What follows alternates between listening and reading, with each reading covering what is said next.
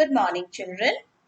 Today we are going to read the chapter The Fall of Icarus. Okay, it's a very interesting chapter where we find that a father and son they suffer a lot due to a king under whom they used to stay, and later on the father helps the child to do as he wants, but the try was not very good one.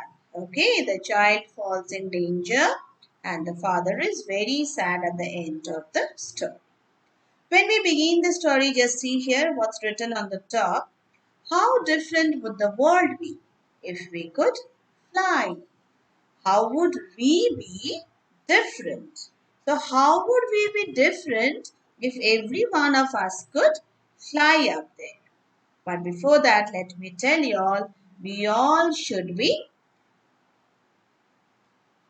ready to listen to our parents before doing anything. Okay, flying here resembles what? Flying here resembles doing according to our wish.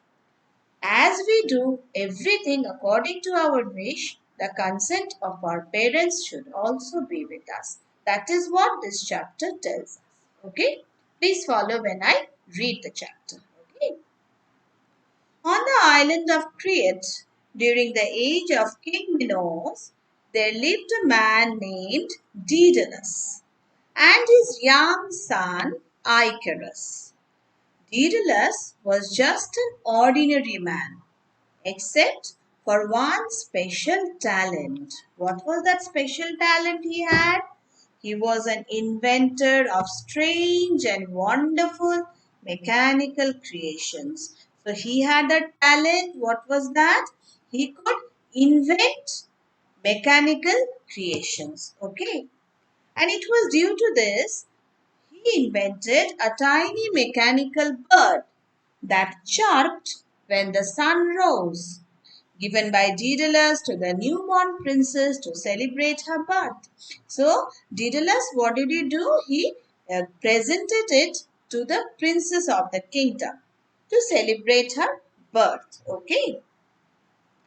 That became the talk of everyone in the land. Everyone began to talk about that particular gift in the land. King Minos approached Daedalus one day to ask if he might be able to invent something less pretty but more useful. So, what did King Daedalus want? King Minos want? He wanted Daedalus to make something which might not be very pretty looking, but it should be very useful for his kingdom. A few months later, Daedalus presented the plans for a giant labyrinth to hold the miniature prisoner. Now, let me tell you all what is a labyrinth. A labyrinth is a maze. Okay. And what is a miniature? In Greek mythology, a miniature is an animal who is half maize and half bull. So he could make a labyrinth, okay, to hold the miniature prisoner. That means the prisoner who was there in the king's kingdom, okay, who was half man and half bull, and he would make a labyrinth. That means somebody mechanical creation, a mechanical structure which would be very strong. Okay. King Minos was pleased. If Daedalus works only for me, it will be so much better, he thought. He asked his royal guards to take Daedalus and his young son Icarus and lock them away in a cave high above the sea. So the king was so cruel now. Daedalus was providing him things which he could make. Daedalus had provided him a gift for his daughter. And what did King Minos do? King Minos, he wanted the gifts only for him. So what he did? He took away Daedalus and his son and kept them imprisoned them in a cave which was high above the sea from where Daedalus and his son Icarus cannot run away also. The only entrance to the cave were through the labyrinth guarded by the king's soldiers. The only entrance to the cave was where? Through the labyrinth which was guarded by the king's soldier. So the mouth of the cave was a labyrinth. Okay. It was a structure of neither a man nor a bull, a structure which was half a man and half a bull. The mouth of the cave was in that structure, and it was always guarded by the king's soldiers. Not to mention the miniature. The miniature also guarded the cave, and that entrance overlooking the sea high up on the side of the cliff. So it was high up on the side of a cliff, and the entrance was overlooking to a sea. So if something happens also, they could not run away because the end of the cave was near a sea. Daedalus did not mind his imprisonment at first because Daedalus enjoyed it. He could make many inventions and he enjoyed his days there. Whatever Daedalus needed, King Minos provided him without any question. Food, drinks, tools of all shapes. So Daedalus was very happy to stay in that imprisonment with his son. And his son also, whatever they wanted, everything was provided by King Minos. Okay. Now the next part of the chapter. The next page, the second page. Okay. Rare metals, leather, parchment, and even candles. So he could work late into the night. So everything, whatever rare metal he wanted, leather, parchment. What is a parchment? Let me explain y'all. Parchment is a material made from the skin of an animal which is used for writing. Okay. A material which is made from the skin of an animal needed for writing. And even candles also. Everything was provided by King Minos. And this person Daedalus, he could work late into the night. Okay. Going on inventing new things. Daedalus lived happily for many years, working away on an endless variety of wondrous inventions. He was very happy also and went on inventing things. And young Icarus, although sometimes bored, was quite happy helping out his father and playing with the mechanical toys Daedalus made for him. So Daedalus made many toys for him, and Icarus was also very happy. But that was only for some days. Okay. It wasn't until Icarus' 16th birthday, when tired of being locked up, he broke into a rage. Father, I want an adventure. I want to meet a girl and have a son of my own. That means what? He needed a family of his own. Okay, which he was not getting there. He did not have his mother also. He did not have anybody to talk to, and his father was always busy in the inventions. So he got into rage. I can't find a wife to come live with me in this lonely cave. So he says, if I marry also, how do you expect a girl to come and live with me in this lonely cave? Over the sea? I hate this cave. I hate the king. And I hate you. So that is what the last word which, what you say, Icarus said that I hate you. Now his father was very sad, okay, because the whole life his father, he stayed with his son and he made many things for his son and he tried to make his son happy also. But his son was not happy. So his father was very sad. Of course, Icarus apologized later for saying such mean things to his father, but insisted that he couldn't stand being cooped up in this cave any longer. So next what happened?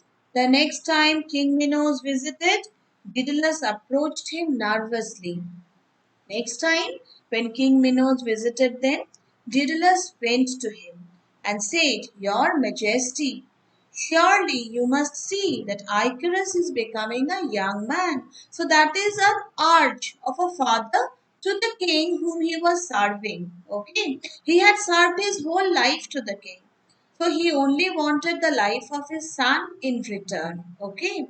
So he said, You must see that Icarus is becoming a young man. If you cannot plan to keep him locked away for his entire life. So Daedalus is saying, You kept me locked for my entire life because I want to make things for you.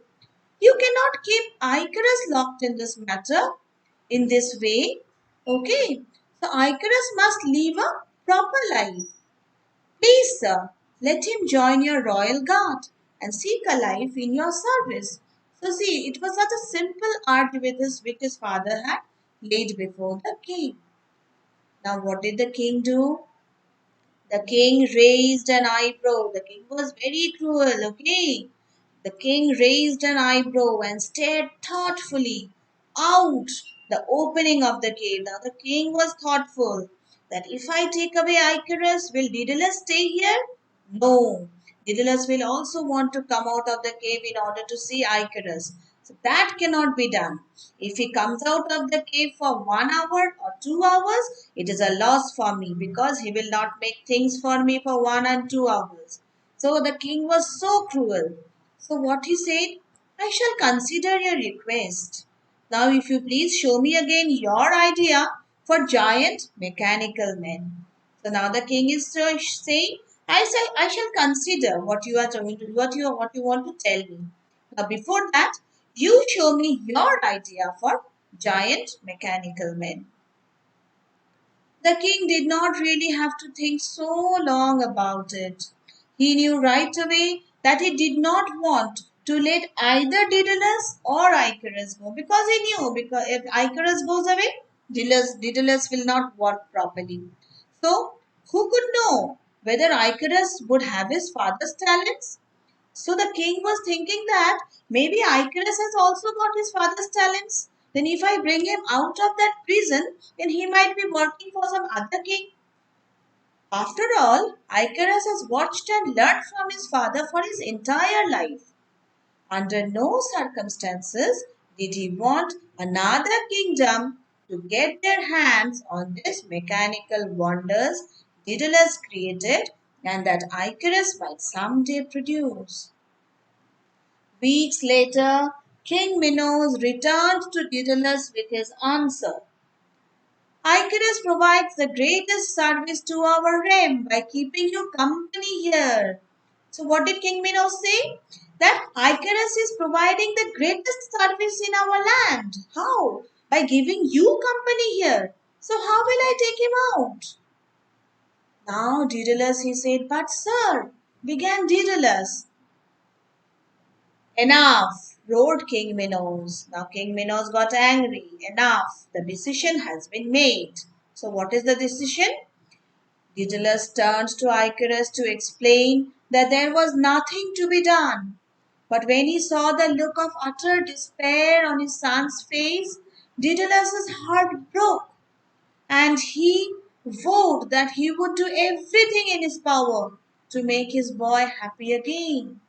So he thought that for my whole life I have been working only to keep my son happy. It's not for me. Now what will I do? He said that I'll make my extreme use of my power to make my son happy again. But what could be done? Daedalus stood staring out the entrance of the cave overlooking the sea, watching the waves crash on the rocks below and the seagulls circling over the cliffs. Okay, the seagulls, the birds, they were circling over the cliffs. It was springtime and the nests on the cliffs were filled with eggs and chicks. That's why the seagulls had come there to take care of their children. And Daedalus, he was looking at them and thinking of something. Okay, children, this much for today. Okay, let's Watch what happens the next day. Okay.